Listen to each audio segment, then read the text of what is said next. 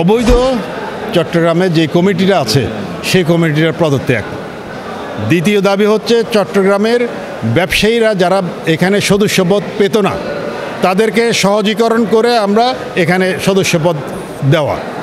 তৃতীয় হচ্ছে এখানে যে ওয়ার্ল্ড ট্রেড সেন্টার খ্যাত চট্টগ্রাম চেম্বার 100 বছর পুরনো সেটার ইমেজকে আমরা পুনরুদ্ধার করা, পারিবারিক কেন্দ্র থেকে আমরা এখান থেকে বের করে নিয়ে আসা, এবং এখানে কোনো পলিটিক্যাল কোনো ইস্যু থাকবে না।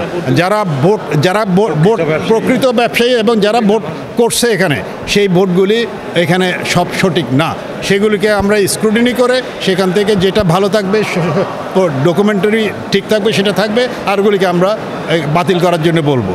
আমরা একদম সিম্পল যে এখানে যে ঐতিহ্যবাহী সংগঠন চিটাগং চেম্বার অফ কমার্স কোনো কন্ট্রিবিউশন নাই লাস্ট 16 ইয়ার্স। সুতরাং আমরা চাই আপনাদের সহযোগিতায় সেটা যাক, সারা পৃথিবীতে যাক, এবং এই কমিটির মাধ্যমে এখানে সব নেতৃবৃন্দ, আমার ভাই সে হচ্ছে সেন্ট্রাল প্লাজার যে ব্যবসায়ী সমিতির সভাপতি, তো এখানে সব নেতৃবৃন্দ আসে, বিজিএমএ থেকে শুরু করে খাতুনগঞ্জ ব্যবসায়ী সমিতি থেকে শুরু করে প্রত্যেকটা ব্যবসায়ী সমাজ এখানে এসছে। আমরা এখানে কোটারে মুক্ত করতে চাই, কোটার মুক্ত হলে সবাই আসবে, যারা ভোট দিয়ে যারা ক্যাপাবল তারাই হবে এখানে। আমরা ওপেন, এখানে কোনো অনৈতিক নাই, এখানে সংস্কার সারা বাংলাদেশ সংস্কার হচ্ছে, আমরা কেন হব না?